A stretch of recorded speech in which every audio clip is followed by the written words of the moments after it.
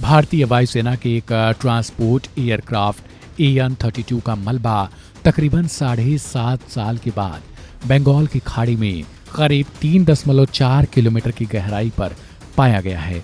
लापता हुए इस विमान में बताया गया कि 29 कर्मी सवार थे।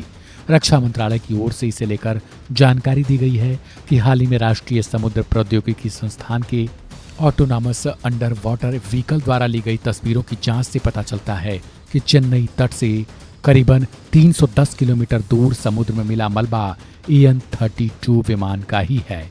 मंत्रालय की ओर से दी गई जानकारी में यह भी कहा गया है कि तस्वीरों की पड़ताल की गई जो An-32 विमान के अनुरूप ही पाई गई है। संभावित दुर्घटना स्थल पर यह खोज एक क्षेत्र में किसी अन्य विमान के लापता होने की कोई खबर न होने से संभवतः भारतीय वायुसेना के दुर्घटनाग्रस्त An-32 विमान का मलबा होने की ओर इशारा करती है। यानी रक्षा मंत्रालय का साफ मानना है कि फिलहाल किसी ऐसे विमान के लापता होने की सूचना नहीं मिली थी जो इस क्षेत्र के आसपास हुआ हो। इस क्षेत्र के आसपास केवल An-32 विमान के लापता होने की जानकारी मिली थी। बता दें कि IAF का रजिस्ट्रेशन नंबर K2743 वाला An-32 विमान 22 जुलाई 2016 को एक अभियान के दौरान बंगाल की खाड़ी के ऊपर लापता हो गया था। इस लापता हुए विमान में 29 कर्मी भी सवार थे।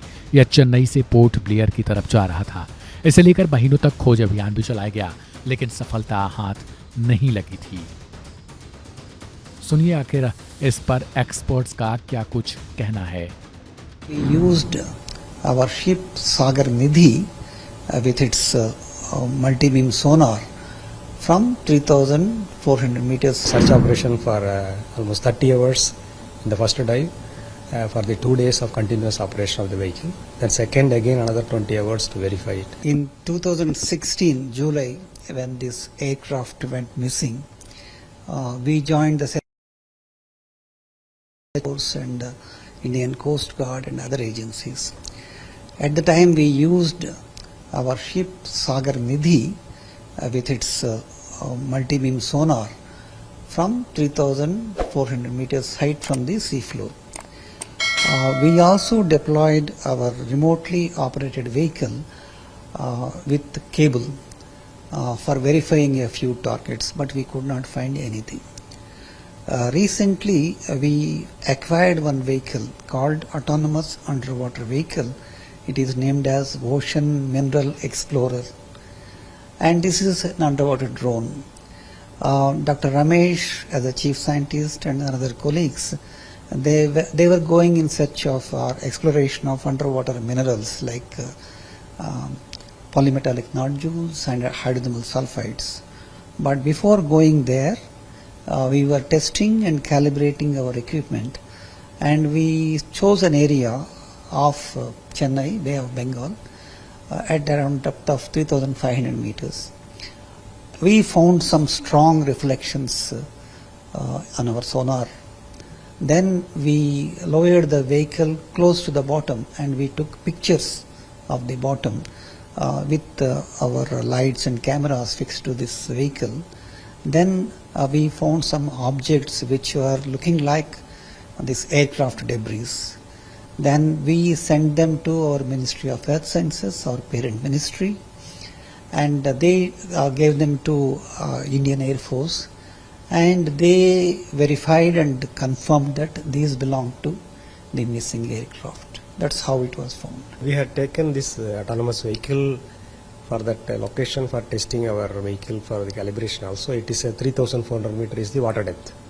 So the vehicle will go down with a longer endurance of more than 48 hours. So we programmed it in such a way that we went to 3,900 meter depth, 400 meter depth. So above 30 meters sea floor we had searched with the sonar based devices.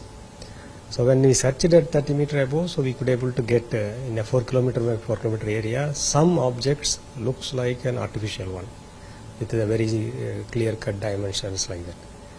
Then there is a pre-programmed lines which we planned for the images. So we further got down by 5 meter above the sea floor. Then we could able to see some of the objects is artificial in nature. It's not a natural objects with the sharp boundaries and rectangular in shapes like that and all. So then we could able to say that it is some man-made objects or debris. later on it was communicated to our ministry. It was search operation for almost 30 hours in the first dive, for the 2 days of continuous operation of the vehicle. Then second again another 20 hours to verify it. So it is a continuous search operation with the ship of Sagar Nidhi. So we could able to identify these objects. What is the main challenges before and now on the part of the registry or was the tie-ups with the government? Actually, before this autonomous underwater realization, because it's a 3,500 meter depth, from the ship, whatever the sonar we operate, our footprints are very large, more than 50 meters. So we cannot get the object of size of this aircraft.